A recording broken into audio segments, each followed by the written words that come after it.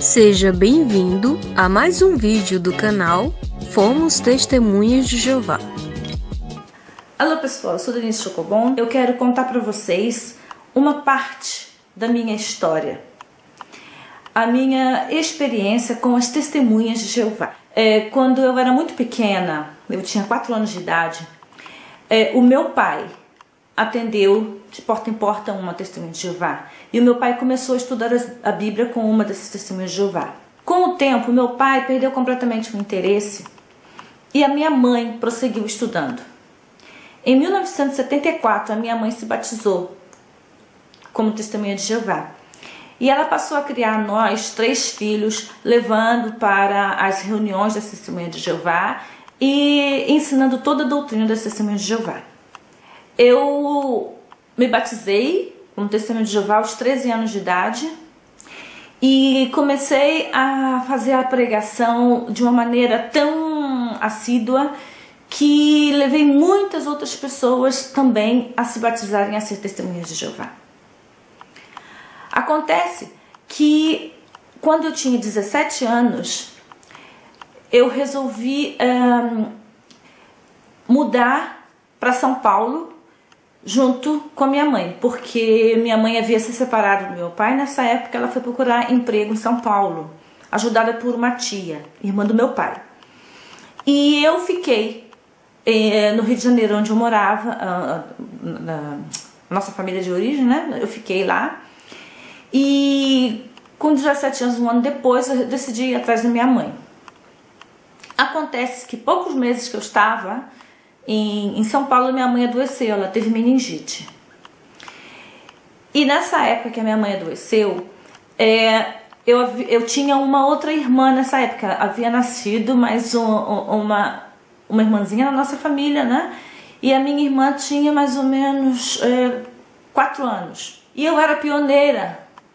Pioneira é uma pessoa que ela faz um plano de trabalhar na pregação, indo de porta em porta e fazendo conversão das pessoas no mínimo 3 horas por dia, todos os dias. E eu era pioneira desde os meus 14 anos de idade. E nessa época eu continuava sendo pioneira, eu ainda nunca tinha tido um emprego, mas não tinha condições, porque sozinha com a minha mãe doente e com a minha irmã, eu não tinha condições de continuar sendo pioneira. Então eu comecei a pegar as faxinas, que minha mãe era faxineira, eu comecei a pegar as faxinas da minha mãe enquanto ela se recuperava no hospital, ela estava em coma. E passei por muitas dificuldades. Como na época que mamãe adoeceu, a gente dividia uma casa junto com os amigos que eram Testemunhas de Jeová. E depois eu decidi então que quando a mamãe saísse do hospital, eu não queria que ela ficasse mais na casa dos outros. Então eu procurei uma casa para alugar. Consegui achar uma casa abandonada. É uma casa que estava cheia de mato. Eu conversei com o dono da casa, ele não queria alugar para ninguém, mas por fim eu consegui convencê-lo e ele alugou pra gente. E era muito difícil para mim, com 17 anos apenas. Nessa época eu já estava com 18, né? Já fazia mais de 9 meses que minha mãe estava no hospital, ela já estava para sair do hospital.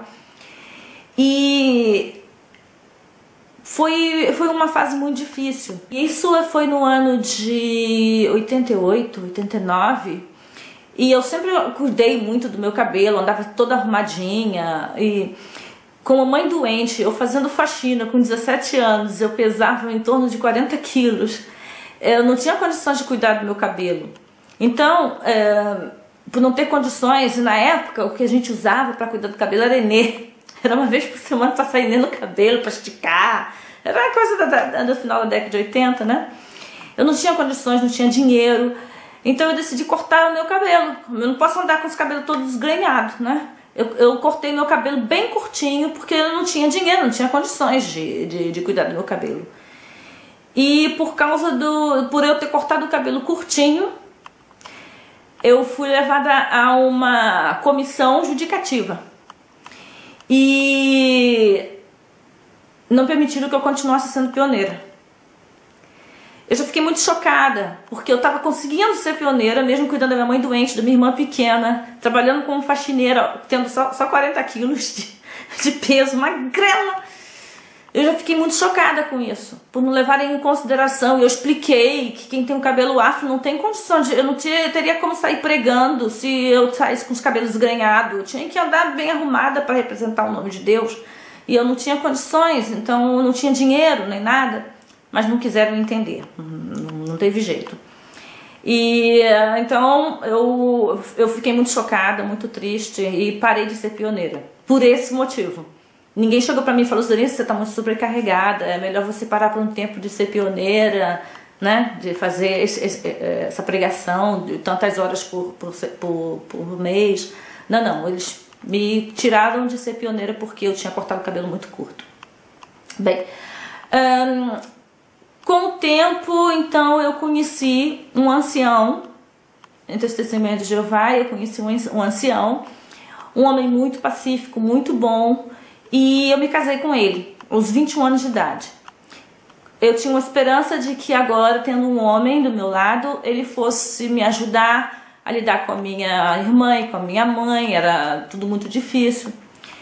Mas, infelizmente, não foi bem assim. E aconteceu que um ancião da congregação onde a gente servia, né, que ancião é como se fosse um pastor, né, mas eles têm um corpo de pastores. Um ancião pediu então para o meu marido construir a casa dele. E era realmente uma casa muito boa, era dentro de um terreno só, acho que eram 3 casas, porque era para ele, para sogra, para cunhado, um monte de gente. E o meu marido passou muitos meses fazendo essa casa. E no final, como sempre, ele fazia, mas não quis fazer contrato com a pessoa. E no final eles não estavam cumprindo com o que havia sido combinado. E meu marido não tinha coragem de cobrar desse ancião, né? Em suma, os dois eram anciãos, né? Então eu falei pra ele: se você não tem coragem de conversar com ele, deixa que eu converso então, né? Porque essas coisas de negócio eu sempre fui muito mais ativa e meu marido era muito tímido. Bem, eu conversei então com esse ancião, eu expliquei: olha, isso aqui que foi combinado foi assim, assim, assim, não foi tudo como... falta essa parte aqui e tal.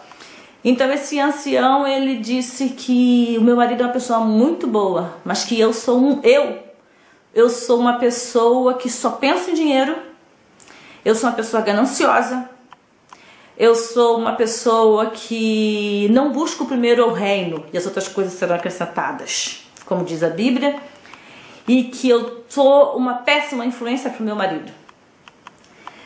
Resumindo, eu sou uma péssima influência para o meu marido porque eu tinha que carregar nas costas uma mãe doente, uma irmã que na época era adolescente e agora um marido que todo mundo passava a perna nele.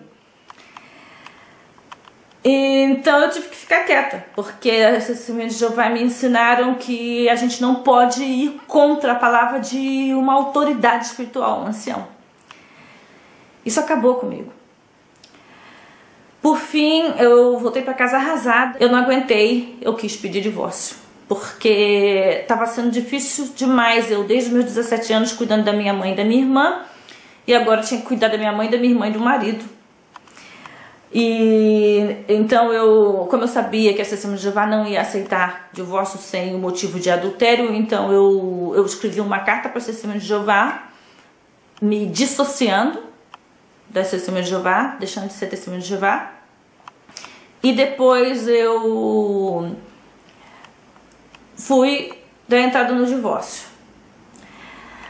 Acontece que eu fiz isso por causa das condições que eu estava vivendo, era muita pressão psicológica, mas no meu coração, a Testemunha de Jeová tinha uma verdade, no meu coração a errada era eu, porque no meu coração eu achava que eu tinha que suportar tudo calada, e eu estava errada por não estar mais suportando.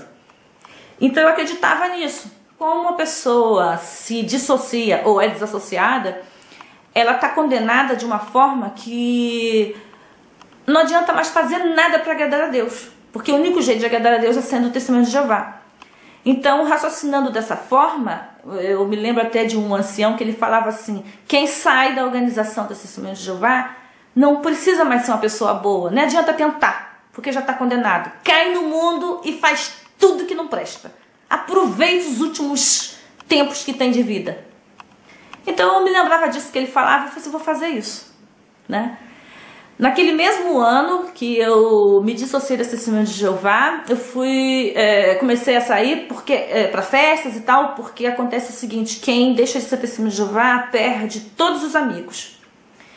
Então eu perdi todos os meus amigos, porque como eu fui criada como Testemunha de Jeová, todo o meu círculo de amizade era Testemunha de Jeová. Então eu fiquei completamente sozinha, eu não tinha amigo nenhum, não podia contar com ninguém, eu tive que fazer um novo círculo de amizades, né? E eu me sentia muito sozinha, e para conseguir achar esse ciclo de amizades eu comecei a sair, a ir a festas, coisas que eu não conhecia. Para mim era tudo novidade, eu nunca tinha ido numa disco, eu nunca tinha ido para balada, né? Mas eu morava num lugar que era perto de um hospital, e eu tinha alguns clientes que eram médicos e médicas desse hospital. E esses médicos, essas médicas me convidavam para, assim, depois do expediente, a gente ir comer sanduíche num trailer que tinha lá. Dessa forma eu conheci muitos médicos e muitas médicas, e comecei a ter um bom círculo de amizades. Muito rapidamente eu consegui fazer meu círculo de amizade, graças a Deus, muito rapidamente. E nesse mesmo ano... Não foi no mesmo ano, porque eu me dissociei, eu não me lembro que mês, mas eu sei que quando chegou o próximo carnaval, através dessas influências, dessas pessoas que eu conheci, eu fui convidada para ser destaque de carnaval. E eu fui destaque de escola de samba, participei de várias escolas de samba, tanto na minha cidade quanto em 2 ou 3 cidades vizinhas. Fui madrinha de bateria, fui rainha do carnaval de uma cidade, participei do carnaval. Eu fiquei encantada, nunca imaginei participar de carnaval, e fui convidada logo do primeiro carnaval de destaque em várias escolas, né, de cidades do estado do Rio de Janeiro. E por fim eu decidi mudar da cidade de interior que eu morava, que era uma cidade muito pequena chamada Rio Bonito, e eu mudei para Cabo Frio, que é uma cidade, um balneário, uma cidade com bastante turismo. Lá eu montei o meu salão de beleza, foi um salão bem maior, e depois eu montei um segundo salão de beleza em Búzios, que é uma cidade de 20 quilômetros dessa cidade, a cidade chama Cabo Frio. E foi aí em Búzios que eu comecei a ter contato com os estrangeiros, e eu acabei vindo parar na Alemanha. Bem, mas resumindo, a minha experiência com as Testemunhas de Jeová e como Testemunha de Jeová foi bem triste, porque eu era uma pessoa muito sincera, eu fui criada como Testemunha de Jeová, e quando eu saía de porta em porta, eu ia porque eu achava de coração que se as pessoas não se tornassem Testemunhas de Jeová, elas iam morrer no Armagedon. Eu queria salvá-las. E muita gente, porque eu sempre fui muito persuasiva, eu sempre tive o dom da palavra, eu consegui persuadir muita gente a se tornar Testemunha de Jeová. E também, como eu acreditava em todos os ensinamentos do Testemunha de Jeová, eu achava que quando alguém sai, quando alguém não é mais Testemunha de Jeová, a gente pode falar com ela, era a maneira que a gente encontrava de fazer a pessoa raciocinar, se arrepender de estar no pecado e voltar para Deus. Eu achava que era desse jeito, né? Mas quando isso aconteceu comigo, eu continuava pensando que eu era errada, que eu tinha mesmo que morrer. E às vezes eu ficava tão solitária e tão apavorada com toda a situação. Chegou um ponto que eu pensei até em suicídio. Então, somente depois, 14 anos depois que eu saí, né, que eu deixei de ser Testemunha de Jeová, 14 anos depois eu comecei a raciocinar e chegar à conclusão de que as Testemunhas de Jeová não estão certas. Só 14 anos depois, durante 14 anos, eu achei que elas estavam certas em tudo, que elas eram as únicas que tinham a verdade. Mas para explicar como é que 14 anos depois eu me convenci de que as Testemunhas de Jeová não estão com a verdade, isso já é um assunto para um outro vídeo. Inscreva-se no canal, deixe o seu like, compartilhe o vídeo, faça a sua parte para ajudar outros.